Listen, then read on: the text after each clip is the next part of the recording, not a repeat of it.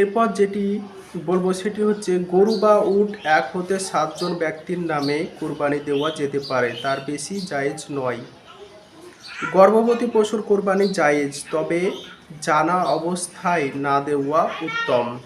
কিন্তু 15 থেকে 20 দিনের গর্ভ হলে কোনো ক্ষতি নেই।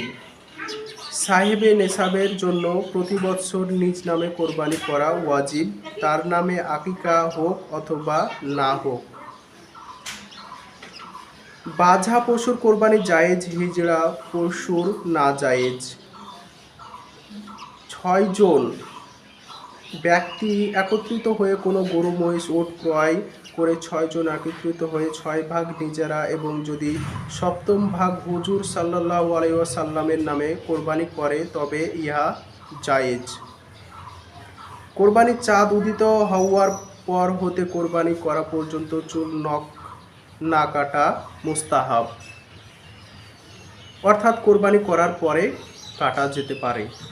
যদি কোনো ব্যক্তি পিতামাতার নামে কোরবানি করে তবে কোরবানি সঠিক হবে, কিন্তু সে ব্যক্তি যদি মালিকে নেশাব হয় অর্থাৎ কোরবানি করার সামর্থ্য রাখে তবে নিজ নামে কোরবানি করা ওয়াজিব। যদি নিজ নামে কোরবানি না করে তবে সে গুনাহগার হবে। মৃত ব্যক্তির নামে আকিকার প্রয়োজন নেই। কোরবানির সাথে আকিকা দেওয়া জায়েজ।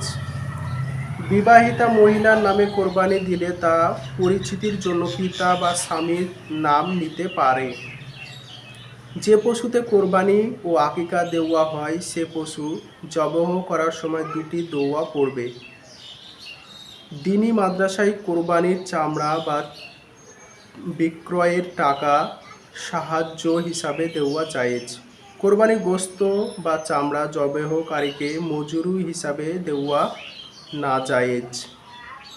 পালিত পশু পোষানিতে দেওয়া না জায়েজ। পোষানিতে পাওয়া পশুর কোরবানি না জায়েজ, কিন্তু পশুর মালিকের জন্য জায়েজ। সাহেবে নেশাব একাধিক কোরবানি করলে নিজ নামে দেওয়ার পর মৃত বা জীবিত পিতামাতা অথবা পীর ওলি বা নবী পাকের নামে দিতে পারে এবং ইহার গোশত খাওয়া জায়েজ। আমরা এখন জানব আকিকার নিয়ম। সন্তান ভূমিষ্ঠ হওয়ার শুকরিয়া প্রকাশের উদ্দেশ্যে যে পশু জবেহ করা হয় তাকেই বলা হয় আকিকা। কোরবানির পশুতে আকিকা দিতে পারে। আকিকা ও কোরবানির পশুর একই শর্ত।